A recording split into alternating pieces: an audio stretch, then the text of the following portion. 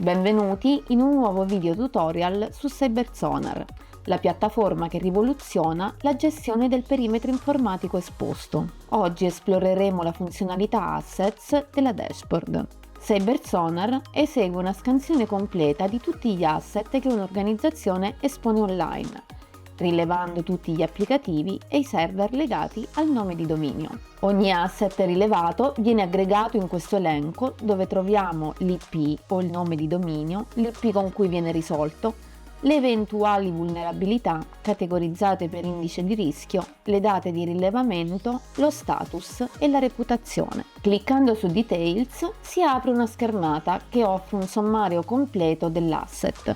Questa schermata include gli screenshot, il numero di vulnerabilità, i certificati, la reputazione rilevata dall'intelligence e le segnalazioni della community.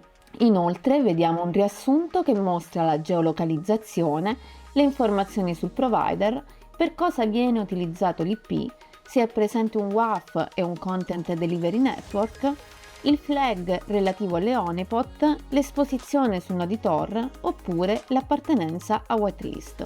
Nelle tab specifiche ci sono i dettagli delle vulnerabilità, delle porte aperte, delle tecnologie rilevate e dei record DNS associati all'asset. Sempre nell'ottica della semplificazione, a supporto dell'elenco degli asset abbiamo inserito in CyberSonar la funzionalità Screenshot.